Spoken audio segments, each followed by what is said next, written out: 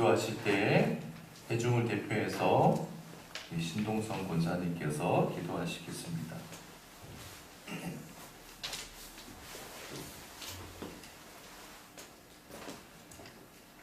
사랑의 하나님 아버지, 이 아름다운 가을의 계절을 맞이하여 하나님 앞에 감사와 찬양을 드립니다.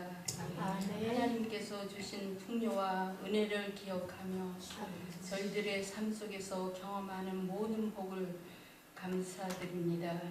주님, 저희를 세상의 빛과 소금이라고 말씀하신 하나님, 세상 속에서 빛이 되지 못하고 소금의 맛도 잃어버린 채 그리스도인답게 살지 못하여 하나님의 영광을 가리는 저희들의 모습들도 하나님의 마음을 아프게 하지는 않았는지요. 하나님의 영광을 드러내며 살려고 애쓰며 살아온 저희들 긍휼히 여기시고 잘못된 생각, 말과 행동, 편견의 제약들을 용서하여 주옵소서. 아멘. 주님, 말할 수 없는 아픔과 경제적인 어려움, 육신의 질병과 사업 문제, 어려움 등으로 주님의 손길을 구하는 성도들에게 하나님의 위로를 베풀어 주시기를 기도합니다. 아멘. 하나님 아버지, 세계 열방에서 헌신하시는 선교사님들의 사역이 하나님의 은혜로 축복의 통로로 사용되게 하시고 가족들의 건강과 안전을 지켜주옵소서. 아멘. 학생들을 위해 기도합니다. 옳고 그름과 참과 거짓을 분별하기 어려운 가치관들이 혼란한 시대에 살아가고 있는 우리 학생들, 어려서부터 창조주 하나님을 기억하고 하나님 말씀 안에서 하나님을 기뻐하시고 온전하신 뜻대로 순종하는 믿음 있는 자들이 되게 하옵소서. 아멘. 이 시간 하나님의 말씀을 대원하실 사랑하는 목사님에게 성령의 능력을 더하셔 하나님 말씀을 온전히 선포되게 하시고 듣는 저희들의 은혜 받고 교회의 복음을 위하여 헌신을 다짐하는 시간이 되게 하여 주옵소서. 아멘. 두 분 목사님의 언제나 영육에 강건케 하여 주시옵소서. 아멘. 우리를 지혜서 구원하신 예수님의 이름으로 기도드리옵나이다. 아멘.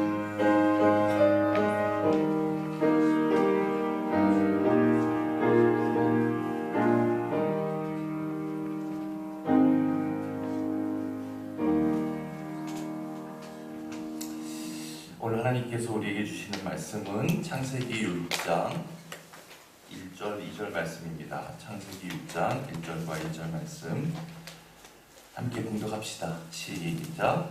사람이 땅 위에 번성하기 시작할 때 그들에게서 딸들이 나니 하나님의 아들들이 사람의 딸들의 아름다움을 보고 자기들이 좋아하는 모든 여자를 아내로 삼는지라.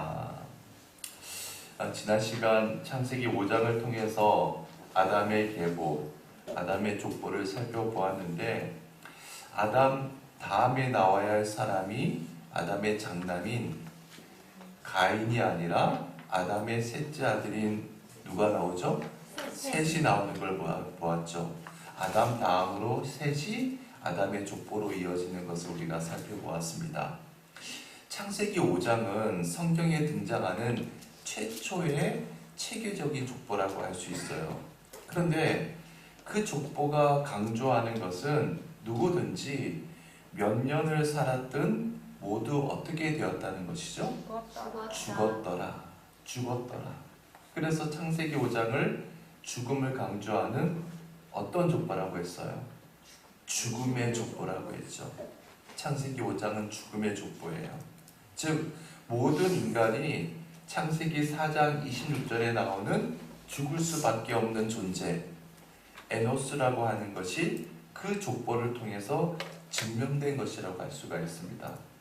그런데 신약 최초의 족보라고 할 수 있는 마태복음 1장에서는 무엇을 강조한다고 했죠? 낳고 그리고 제일 마지막에는 누가 등장해요? 예수 그리스도죠. 따라서 예수 그리스도의 족보를 보여주는 신약 최초의 족보는 생명을 강조하는 어떤 족보? 생명의 족보라고 했습니다. 창세기 5장은 무슨 족보? 죽음의 죽음의 족보. 마태복음 1장은 생명의 족보. 자, 바로 이 공식을 통해서 간결하게 이렇게 문장을 만들 수 있어요. 제가 거기다 한 문장을 적어놨죠? 다 같이 읽어봅시다. 시작. 누구든지 에노스임을 깨닫는 자만 그리스도 안에서 생명을 얻을 수 있다. 그렇습니다. 누구든지 주님만을 그리스도로 인격적으로 모신다면 그는 그리스도 안에서 생명을 누리게 된다는 거예요. 자, 그런데 지난 시간 그 죽음의 족보 속에서 육체의 죽음을 보지 않고 유일하게 한 사람만 하늘로 승천하는 사람이 있었습니다. 그게 누구였죠? 에녹이었습니다. 여러분, 어떻게 에녹은 육체의 죽음을 보지 않고 하늘로 승천할 수 있었는가? 그가 한 일이라고는 아주 짧은 한 줄밖에 없어요. 5장 22절 말씀 함께 읽어봅시다. 시작. 무드셀라를 낳은 후 300년을 하나님과 동행하며 자녀들을 낳았으며. 자, 에녹은 300년을 살았는데 300년을 살면서 어떻게 했어요? 하나님과 동행하며 무엇을 했죠? 자녀를 낳았어요. 여기서 낳았다고 하는 것은 단순히 출산했다는 의미만 아니라 무슨 의미도 포함된다고 했습니까? 무슨 의미도 포함돼요? 양육했다라는 의미도 포함된다고 했죠. 이것이 중요해요. 그러니까 에녹이 한 것은 하나님과 동행하면서 자식을 잘 양육한 것밖에 없어요. 바꾸고 말하면 하나님과 동행하면서 가장으로서 가정을 잘 이끌었다는 겁니다. 그랬더니 하나님께서 육신의 조금을 보지 않고 그를 하나님 나라로 불러 올리셨다는 것이죠. 그래서 지난 시간에 인간이 자기 가정을 바르게 가꾸는 것, 자기 자식을 받은 신앙인으로 바르게 세우는 것을 하나님께서 얼마나 기뻐하시고 얼마나 중요하게 여기시는지를 우리가 살펴보았습니다. 그래서 여러분, 어떤 학자는요, 창세기를 가리켜서 창세기가 아니라 창가정기라고 불러야 한다고 주장하는 사람들도 있어요. 다 같이 한번 따라서 해봅시다. 창가정기. 말이 좀 특이하죠. 창가정기. 왜냐하면 여러분, 창세기가 총 몇 장으로 이루어져 있죠? 50장이에요. 대단히 많은 분량이에요. 방대해요. 그런데 하나님께서 천지 만물을 창조하신 창세기의 이야기는 불과 2장에서 끝나요. 1장과 2장에서 끝납니다. 그 다음부터는 아담과 하와 가정을 통해서 인류의 역사를 시작하시고, 그리고 인간의 두 번째 시조라고 할 수 있는 노아의 가정을 통해서 인류의 역사를 새롭게 시작해요. 그 다음에 누가 나오죠? 아브라함이 나오죠. 하나님께서는 아브라함의 가정을 통해서 역사하시고, 그리고 그 아들 이삭을 통해서, 그리고 또 야곱을 통해서, 그리고 요셉을 통해서 구원의 역사를 펼치시잖아요. 그래서 하나님께서는 어떻게 가정을 세워 가셨는지에 관한 이야기가 창세기의 거의 대부분을 차지해요. 그래서 저는 창가정기라 불러야 한다는 그 의견에 전적으로 동의를 합니다. 어찌됐든 하나님께서는 신실한 가정에서 신실한 신앙훈련을 받은 신실한 사람을 통해서 당신의 역사를 이루어 간다는 것을 우리가 알 수가 있습니다. 따라서 하나님께서 가정을 통해서 역사하심을 믿는다면 우리 각자가 우리의 가정을 위해서 주님의 손과 발이 되어서 신실하게 부모로서의 본분, 자녀로서의 본분을 아름답게 일구어 가야 될 줄 믿습니다. 자, 지난주에 묵상한 창세기 5장에 나오는 그 족보의 마지막 절을 또 읽어봅시다. 5장 32절 말씀이에요. 시작. 노아는 500세 된 후에 셈과 함과 야벳을 낳았더라. 자, 마지막에 나타난 사람 이름이 노아였어요. 그런데 노아는 몇 세가 지난 뒤에야 자식을 낳았어요? 500세가 된 후에. 창세기 5장 아담의 족보에 보면 다른 사람들은 늦어도 200세가 되기 전에는 자식을 다 낳았거든요. 그런데 노아는 500세가 되기 전까지는 자식이 없었어요. 그 당시는 자식이 재산이자 부의 척도라고 하지 않았습니까? 따라서 500세가 되기 전까지 자식이 없었다는 것은 500세가 될 때까지 노아는 어떠한 인생을 살았다는 거예요? 철저한 실패자로 살았음을 우리가 알 수 있다고 했죠. 여러분 생각해 보세요. 창세기 5장 32절 말씀이 그냥 노아는 셈과 함과 야벳을 낳았더라 라고 해도 되잖아요. 족보니까 그 말만 하면 돼요. 근데 왜 성경은 굳이 노아가 500세가 된 후로 이것을 강조하고 있을까? 이것은 노아가 쓰라린 실패의 터널을 거친 사람이었기 때문에 그만큼 하나님만을 사랑했다는 것을 우리에게 일깨워 주기 위함임을 알 수가 있습니다.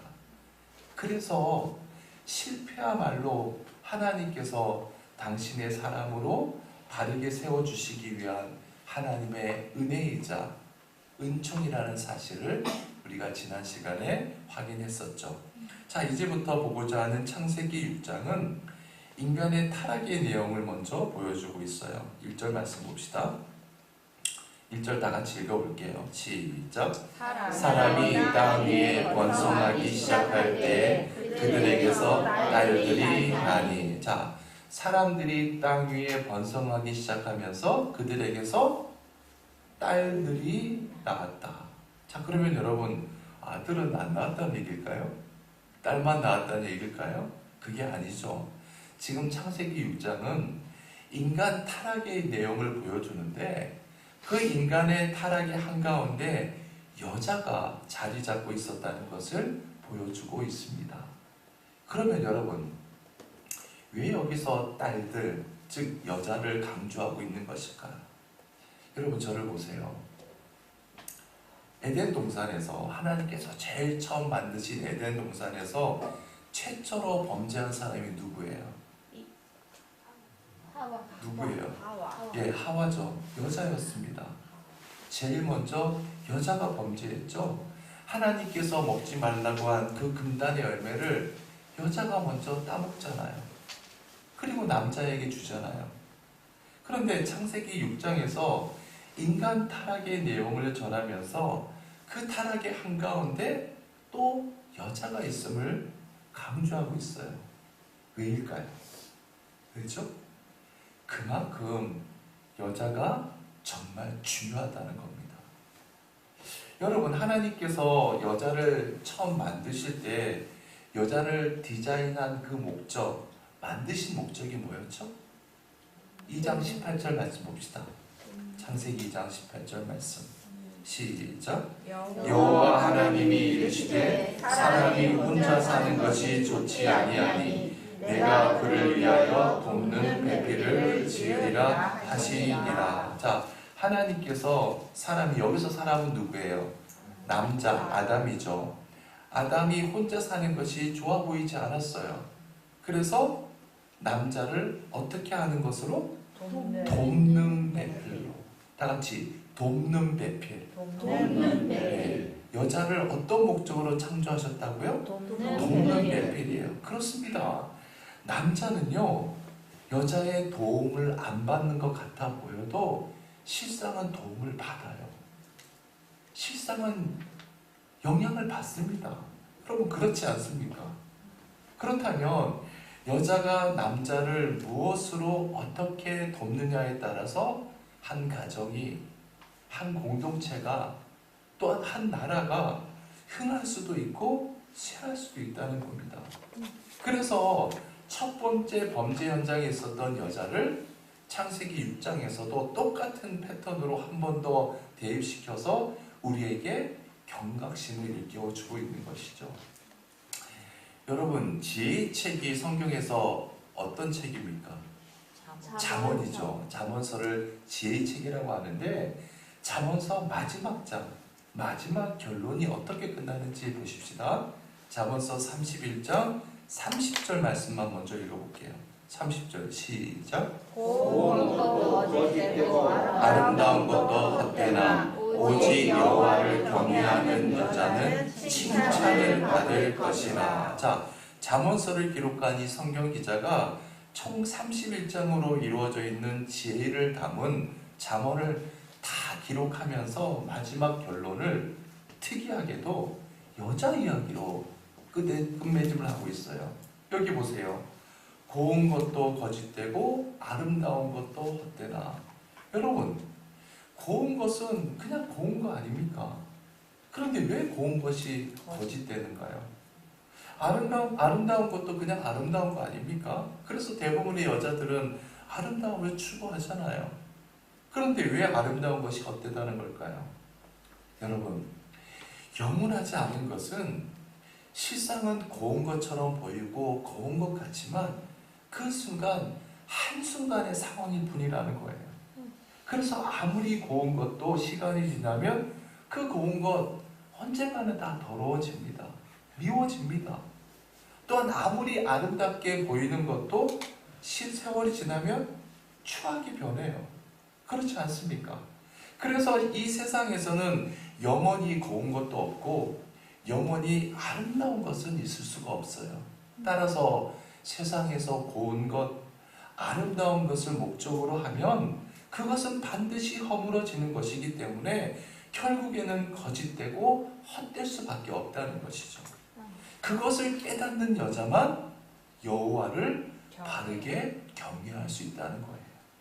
반면에 그것을 깨닫지 못하는 여자는 당장 눈에 보이는 고운 것, 아름다운 것에 현혹당할 수밖에 없겠죠. 그리고 그와 함께 사는 남자들도 결국에는 여자와 함께 헛된 것, 거짓된 것을 따라갈 수밖에 없다는 거예요. 그리고 31절이 이렇게 매듭짓습니다. 31절 말씀 시작. 그 손의 열매가 그에게로 돌아갈 것이요 그 행한 일로 말미암아 성문에서 칭찬을 받으리라. 이것이 잠언의 끝절, 끝 매듭이에요. 여호와를 경외하는 여자는 그가 행한 손의 열매가 그에게로 돌아갈 것이고 그 행한 일로 말미암아서 어디서 칭찬을 받아요? 성문에서. 여러분, 구약 성경에 보면 성문이라는 말이 참 많이 등장하는 거 알고 있어요? 그래서 성문에서 뭘 해요? 재판을 많이 해요. 성문에서 막 채찍질을 하기도 하고 성문에서 여기 보면 칭찬을 받아요. 이런 표현이 자주 등장합니다. 여러분, 구약 성경에서 성문은 어떤 곳일까요? 성문은 어떤 곳이에요? 사람이 가장 많이 모이는 곳이에요. 그래서 옛날 고대 이스라엘의 성문이 있는 곳에는 항상 뭐가 서요? 장이 섰습니다. 예. 시장이 서는 거예요. 따라서 성문은 항상 사람으로 북적대는 곳이었습니다. 그래서 재판을 열 때도 사람들이 가장 많이 있는 곳, 성문에서 재판할 때가 많았어요. 그래서 성문에서 재판한다고 하는 것은 다른 말이 아니라 거기에 법정이 선다는 거예요. 직결 심판이 행해진다는 것이죠. 따라서 하나님께서 성문에서 칭찬을 받을 것이라고 하는 것은 사람들이 가장 많이 있는 곳에서 공개적으로 칭찬한다는 겁니다. 널리 칭찬한다. 이런 말도 되지만 하나님의 법정에서 하나님께서 너는 칭찬받는 사람이다 라고 반드시 판결 내려주신다. 그런 의미예요. 그러니까 보세요. 여호와를 경외하는 여자의 이야기로 지혜의 책인 잠언이 결론을 맺는 겁니다. 자, 그러면 보세요. 여호와를 경외하는 여자가 되지 아니하면 그 여자로 인해서 그 주위에 있는 많은 사람들이 낭패를 볼 수 있다는 말이죠. 거꾸로 이야기하면 한 여자가 여호와를 바르게 경외하면서 살면 세상의 고운 것과 아름다운 것을 목표로 삼지 않고 여호와 하나님만을 목표로 삼으면 그 여자로 인해서 주위에 수없이 많은 사람들의 인생이 바르게 세워질 수 있다는 것입니다. 여기 있는 우리 여성분들은 그런 여성분들이 다 되시길 주님의 이름으로 축원해 드립니다. 아멘. 목소리가 작군요. 자, 그런 의미에서 본문 창세기 6장 1절도 딸들, 여자를 강조하고 있는 겁니다. 1절을 다시 한번 읽어봅시다. 1절 시작. 사람이 번성하기 시작할 때 그들에게서 딸들이 많이. 자, 창세기 6장은 인간의 타락을 보여주는 장이라고 했죠. 그러면 보세요. 사람들이 언제 타락하게 되었다는 거예요? 번성하기 시작할 때. 번성하기 시작할 때. 바꾸어 말하면 번성하지 않을 때에는 타락하지 않았다는 것이죠. 그런데 번성하기 시작하니까 또 타락을 했다는 거예요. 여러분, 여기서 이 번성하다라고 하는 말은 히브리 동사 라바라고 하는데 원 뜻은요, 적어보세요. 커졌다라는 뜻이에요. 번성하다가 뭐라고요? 커졌다. 이게 참 중요해요. 커졌다는 거예요. 여러분, 사람이 정말 큰일을 할 수 있어요. 그런데 내가 큰일을 하기 때문에 내가 큰 사람이라고 생각하지 않는 사람도 있습니다. 그런데 많은 사람들이 작은 일을 하면서도 굉장히 크다고 생각하는 사람들이 많아요. 중요한 것은 사람은 자기가 크다고 생각하는 것만큼 하나님과 무관해진다는 사실입니다. 내가 크다고 생각하는 것만큼 내 인생에 하나님께서 개입할 여지는 없다고 스스로 차단해 버린다는 거예요. 그래서 자기 스스로 크다고 생각하는 사람은 자기가 의식하든 의식하지 않든 반드시 타락의 나락으로 떨어지게 됩니다. 예를 들어볼게요. 이스라엘의 초대 왕이 누구예요? 사울이죠. 한 나라, 한 민족 역사에서 최초의 왕이 된다? 이것은 한 민족이 이 땅에서 씨가 마르기 전까지는 그 티오가 오직 하나밖에 없다는 뜻이죠. 우리나라 조선 왕조 500년의 역사 중에 여러 왕이 있잖아요. 27명의 왕인가요? 그 중에 1대왕은 누구예요? 이성계예요. 이성계 티오 하나밖에 없어요. 그만큼 상징성이 있는 거예요. 그러니까 사울이라는 왕은 정말 큰 은혜를 입은 사람임에 틀림이 없죠. 그 사울을 사무엘상 9장 2절이 이렇게 소개합니다. 함께 읽어볼게요. 시작. 기스에게 아들이 있으니 그의 이름은 사울이요 소년이라. 이스라엘 자손 중에 그보다 더 준수한 자가 없고 키는 모든 백성보다 어깨 위만큼 더 컸더라. 여기서 소년은 청년이라는 말이에요. 자, 사울이 살던 시대에 사울보다 더 준수한 사람, 더 잘생긴 사람, 더 멋진 사람은 이스라엘에 없었다는 겁니다. 키도 모든 백성들보다 어깨 위만큼 더 컸어요. 여러분 어때요? 요즘 식으로 말하면 최고의 엄친아죠. 그죠? 최고의 킹카입니다. 그 정도라면 사울이 스스로를 생각할 때 이런 생각 가질 수 있겠죠. 야, 나 정말 대단해. 난 정말 큰 인물이야.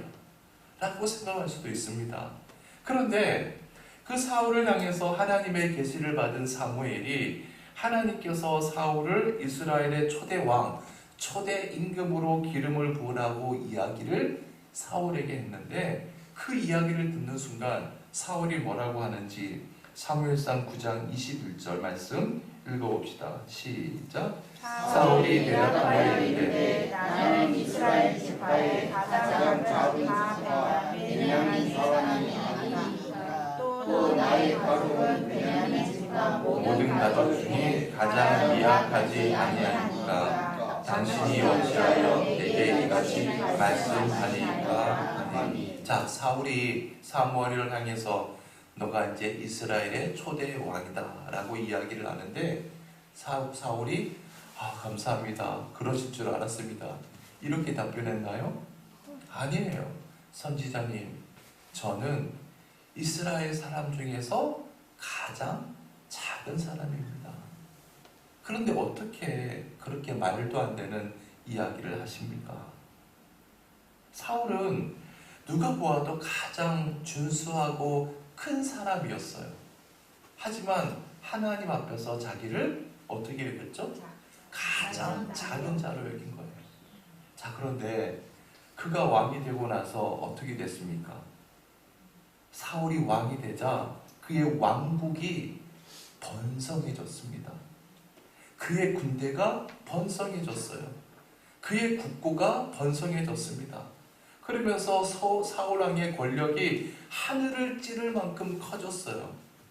그러면서 사울은 하나님을 믿는 마음이 자꾸 작아져요. 반대로 자기 자신을 믿는 마음이 자꾸 커지는 겁니다. 그래서 하나님을 등지고 하나님의 명령을 어기죠. 바로 그때 하나님의 선지자였던 사무엘이 사울에게 다가와서 이렇게 이야기합니다. 사무엘상 15장 17절 상반절 말씀 읽어봅시다. 시작. 사무엘이 이르되 왕이 스스로 작게 여길 그때에 이스라엘 지파의 머리가 되지 아니하셨나이까. 무슨 말이에요? 왕이여, 당신 스스로 작다고 여길 때 이스라엘의 왕이 되지 않았습니까? 그런데 왜 지금은 그토록 스스로 크다고 착각하고 있습니까? 그 말이죠. 그 생각을 버리라는 의미 아닙니까? 자, 바울이 사무엘의 말을 듣고 그 생각을 버렸나요? 버리지 않았습니다. 자기를 작다고 여겼던 사울이 결국에는 죽을 때까지 자기가 크다는 확신 속에 살다가 비참하게 그 인생이 끝나버리고 말잖아요. 자, 사울이 죽고 난 뒤에 다윗이 새로운 왕으로 세워지죠. 즉 새로운 다윗 가문의 왕조가 열린 겁니다. 다윗 다음 왕이 누구예요? 솔로몬이죠. 다윗 왕이 죽자 솔로몬이 하나님 앞에서 제일 먼저 행한 일이 뭐예요? 1천 번제를 드렸습니다. 여러분, 말이 쉬워서 1천 번제지 1,000개의 번제를 쌓는다? 이 매일매일 쌓을 수도 있고 하루에 3번씩, 학자들은 그렇게 얘기해요. 하루에 3번씩 제단을 쌓았다고 얘기합니다. 아침, 점심, 저녁 이렇게 쌓았다면 며칠을 해야 되는 거예요? 100일 이상 해야 되는 거잖아요. 그렇죠? 100일 맞나요? 아니, 300일 정도 해야 되는 거죠. 300일 넘게 해야 되는 거죠. 그것도 쉬운 일이 아니에요. 즉 하나님을 향한 중심이 바르게 서 있지 않는 이상 쉬운 일이 아닌 거예요. 그런 솔로몬의 중심을 하나님께서 보신 겁니다. 그리고 하나님께서 솔로몬에게 이렇게 이야기하세요. 열왕기상 3장 5절 말씀 봅시다. 시작. 기브온에서 밤에 여호와께서 솔로몬의 꿈에 나타나시니라. 하나님이 이르시되 내가 네게 무엇을 줄고 너는 구하라. 솔로몬아, 너가 원하는 것이 무엇이냐? 구하라. 무엇이든 너가 구하는 대로 다 주겠다. 요즘 말로 하면 뭐예요? 하나님께서 솔로몬에게 뭐를 주신 거예요? 백지수표를 준 거죠. 여러분, 만약 하나님께서 지금 여러분에게 백지수표를 주시고 너 원하는 게 뭐냐? 원하는 대로 하나 써라 라고 한다면 여러분들은 뭐라고 쓰실래요? 여러분 한번 잘 생각해 보세요. 만약 여러분들이 세상적인 무언가를 쓰면 그것으로 잠시 멋지게 살 수 있을 겁니다. 그러나 그것 때문에 하나님과는 멀어질 수 있어요. 정말 하나님께서 나에게 하나의 소원을 들어주신다고 하면 하나님과의 관계 속에서 내가 무엇을 요구할 것인가, 그것에 대해서 우리는 평소에 진지하게 생각할 수 있는 사람이 되어야 합니다.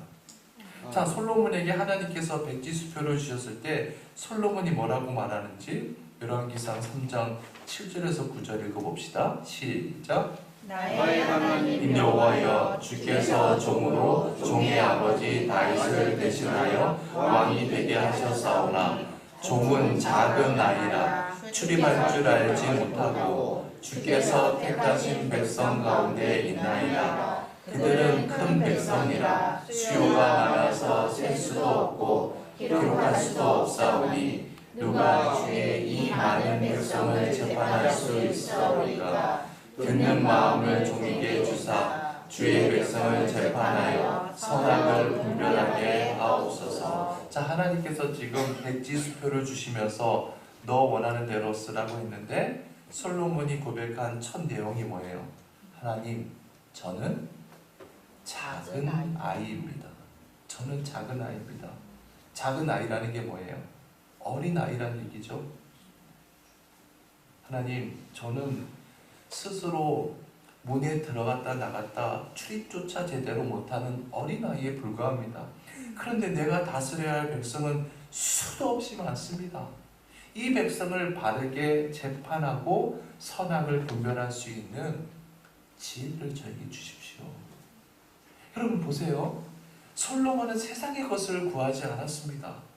하나님께서 자기에게 주신 그 삶의 자리, 하나님께서 주신 소명, 그 소명을 완수할 수 있는 지혜를 구한 거예요. 그랬더니 하나님께서 얼마나 솔로몬이 이쁘게 보였던지 솔로몬이 구한 그 지혜뿐만 아니라 부귀영화까지 주시잖아요. 자, 그런데 보세요. 작은 아이였던 솔로몬이 하나님 앞에 겸손하게 지혜만 구했던 솔로몬에게 부귀영화까지 주어지고 그의 왕국이 점점 더 번성해졌습니다. 당시 솔로몬이 다스리는 이스라엘 왕국은 최고의 왕국이었어요. 모든 면에서 부국 강병한 국가가 된 겁니다. 그랬더니 어떻게 됐어요? 솔로몬에게는 하나님이 필요 없어졌어요. 그래서 솔로몬이 얼마나 타락합니까? 타락의 극치를 보여주잖아요. 어떤 인간보다도 더 타락한 인간이 됐어요. 근데 여러분, 앞에서 말한 사울 왕과 솔로몬 왕의 차이가 뭐예요? 사울 왕은 사무엘 선지자의 지적을 받았음에도 죽을 때까지 자기가 크다는 생각을 버리지 못해서 스스로 파멸해 버리고 말았어요. 하지만 솔로몬은 자기가 크다는 생각이 얼마나 잘못되었는지 뒤늦게나마 깨달았어요. 그리고 결국에는 작은 아이로 되돌아가지 않습니까? 그래서 그의 참회로 그의 회개의 기도문이 성경에 기록되어 있는데 그 성경이 뭐예요? 전도서죠. 자, 전도서 1장 1절과 2절 말씀 읽어봅시다. 시작. 다윗의 아들 예루살렘 왕 전도자의 말씀이라. 전도자가 이르되 헛되고 헛되며 헛되고 헛되니 모든 것이 헛되도다. 내가 스스로 크다고, 내가 스스로 번성했다고 믿고 내 마음대로 살던 인생이 돌아보니까 헛되고 헛되며 헛되고 헛되니 모든 것이 헛된 거예요. 모든 것이 다 물거품처럼 날아갔다는 겁니다. 그리고 전도서의 마지막 결론이 어떻게 맺고 있는지 봅시다. 전도서 12장 거의 끝절 13절 말씀 봅시다. 시작. 이래 결국을 다 들었으니 하나님을 경외하고 그의 명령들을 지킬 것이다. 이것이 모든 사람의 본분이니라. 하나님의 명령을 지키고 살아야 된다. 이 말이 뭐예요?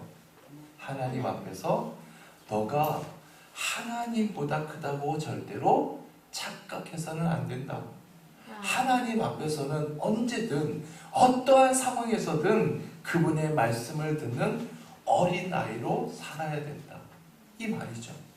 이것이 솔로몬의 회개인 동시에 우리를 향한 고면 아니겠습니까?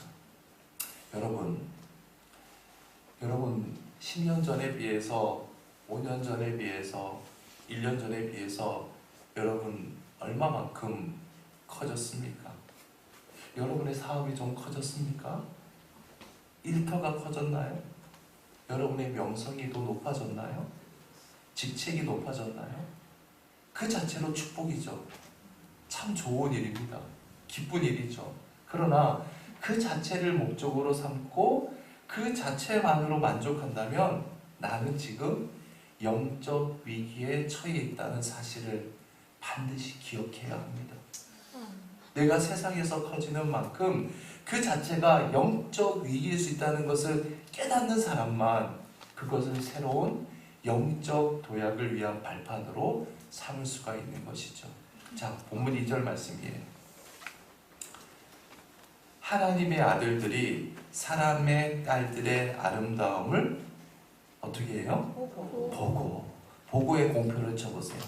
여러분 성경책 보고에다가 좀 진하게 공표를 해보세요. 여러분 여기서 하나님의 아들들이란 어떤 사람을 의미할까요? 하나님을 경외하는 사람을 의미합니다. 하나님을 경외하는 사람, 즉 하나님을 잘 믿는 사람들이 사람의 딸들은 어떤 사람들일까요?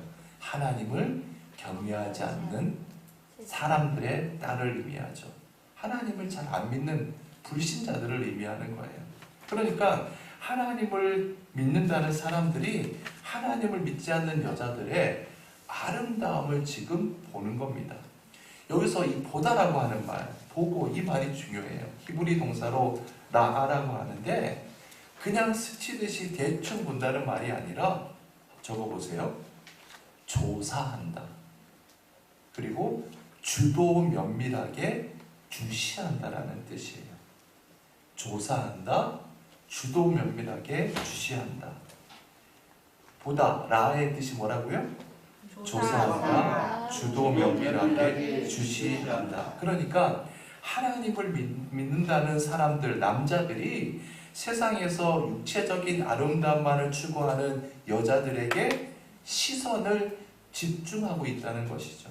즉 하나님을 믿는다는 남자들이 육체적인 쾌락만을 탐닉했다는 것입니다. 하나님을 믿는다는 사람들이 상대방 여자가 하나님 앞에서 얼마나 신실한지, 얼마나 경건한지, 그 마음속에 사명이 있는지, 신앙이 있는지 따지지 않는 거예요. 그냥 이쁜 것만 보는 거예요. 눈에 보이는 좋은 것만 추구하는 거예요. 계속 봅시다. 자기들이 좋아하는 모든 여자를 아내로 삼는지라. 하나님을 믿는 아들들이 불신자의 딸들의 아름다움을 보고 자기들이 좋아하는 어떤 여자를? 모든 여자를 아내로 삼았다는 거예요. 모든에다 또 공표를 줘봅시다. 모든. 여러분 지금 이 말은 하나님을 믿는 남자들이 세상에 아름답고 세상의 육적 쾌락만을 추구하는 여자들을 보면서 그 중에서 특별히 이쁜 여자, 예쁜 여자 한 사람을 골라서 결혼했다? 이 말이 아니에요. 그때그때 기분에 따라서 그때그때 상황에 따라서 예뻐 보이는 어떤 여자? 모든 여자 그런 여자와 결혼했다는 겁니다. 내가 지금 이 여자와 결혼하면 정말 행복할까? 그런 거 따지지 않아요. 보이는 대로 내 본능에 충실하면서 그냥 닥치는 대로 예뻐 보이면 그냥 아내로 삼는 거예요. 그러니까 여러분 보세요. 내가 정말 사랑하는 조광지처가 있을 수 있을까요? 없죠. 내가 이 여자를 아내로 맞으면 그동안 함께 살았던 아내를 통해서 낳은 자식들이 있을 거 아닙니까?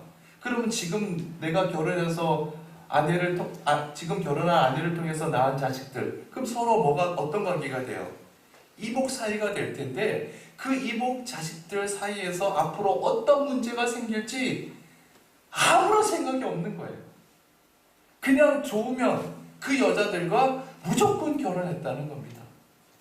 여러분 지금 이 말씀은 창세기 3장 6절의 반복이라고 할 수가 있어요. 같이 읽어봅시다. 창세기 3장 6절 시작. 여자가 그 나무를 본즉 먹기도 하고 구하지도 하고 지혜롭게 할 만큼 탐스럽기도 한 나무인지라. 여자가 그 열매를 따먹고 자기와 함께 있는 남편에게도 주매 그도 먹은지라. 여러분 보세요. 여자가 왜 선악과를 따먹었어요? 그 선악과 열매를 보니까 어떤 생각이 들었어요? 먹음직도 하고 부함직도 하고 지혜롭게 할 만큼 탐스럽기도 해요. 그런 마음이 들자 덥석 집어서 딴 거예요. 그것이 죄인지 생각이 안 나는 겁니다. 그러면서 먹은 거예요. 범죄한 거예요. 그러니까 창세기에서 첫 번째 여자가 죄를 짓는 패턴과 여기 6장에 나오는 남자들이 죄를 짓는 패턴이 똑같다는 것을 알 수가 있죠. 그러면 어떻게 되는 거예요? 결국 가정이 붕괴되겠죠. 여러분, 창세기는 계속 같은 강조점을 반복할 뿐만 아니라 서로 반대되는, 대비되는 것을 계속 보여주고 있어요. 창세기 5장에서는 가정을 잘 꾸렸던 에녹이 하늘로 승천하는 사실을 우리에게 보여주잖아요. 그런데 창세기 6장에서는 하나님을 믿는다는 사람들이 자기 육체의 정욕을 위해서 가정을 붕괴시킵니다. 그런 사회적인 풍토, 사회적인 상황 속에서 에녹처럼 하나님과 동행하면서 자녀들을 어떻게 양육할 수 있겠어요? 쉽지 않죠. 그래서 하나님께서는 그런 사회적인 풍토 속에서 그들과 대비되는 노아의 가정을 등장시키는 것이죠. 사랑하는 여러분, 여러분은 지금 하나님 앞에서 어떤 자가 되어 있습니까? 큰 자입니까? 작은 아이입니까? 소망하기는 하나님 앞에서 겸손하게 나는 작은 아이에 불과하다는 것을 잊지 마시고 하나님만 바라보며 하나님과 동행하는 저 여러분 다 되시길 주님의 이름으로 축원해 드립니다. 아멘. 기도합시다. 하나님, 참으로 보잘것없는 존재에 지나지 않는 죄인에 불과한 저희들에게 은혜를 베풀어 주시고 오늘 이렇게 이 자리에 불러주신 것을 진심으로 감사드립니다. 우리 모두가 주님의 이 은혜에 보답하며 하나님과 동행하는 삶을 살게 도와주옵소서. 날마다 하나님의 말씀으로 우리의 심령을 채우게 도와주옵소서. 주님, 본문 말씀을 통해서 사람들이 번성하기 시작할 때, 커질 때 죄악 속에서 타락하게 되었음을 묵상해 보았습니다.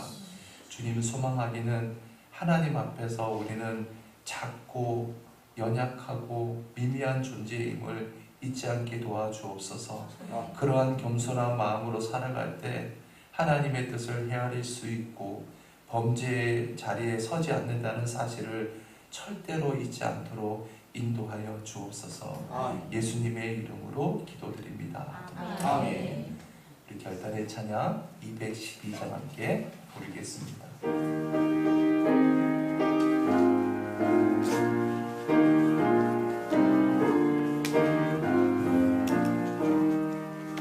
겸손히 주를 섬길 때 괴로운 일이 많으나 구주여 내게 힘 주사 잘 감당하게 하소서. 인자한 말을 가지고 사랑을 감화시키며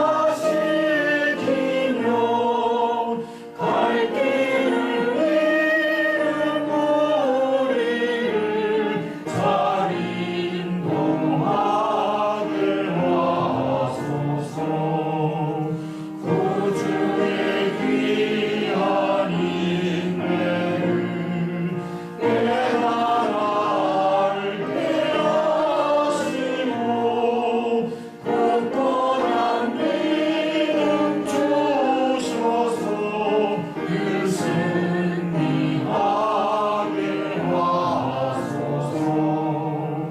장래의 영광 비추사 소망이 되게 하시며 구주와 함께 살면서 참 평강 얻게 하소서.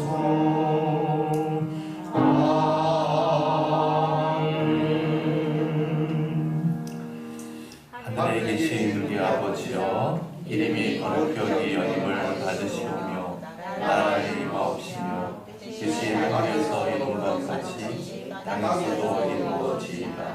오늘날 우리에게 일용할 양식을 주옵시고 우리가 우리에게 죄 지은 자를 사하여 준 것 같이 우리 죄를 사하여 주옵시고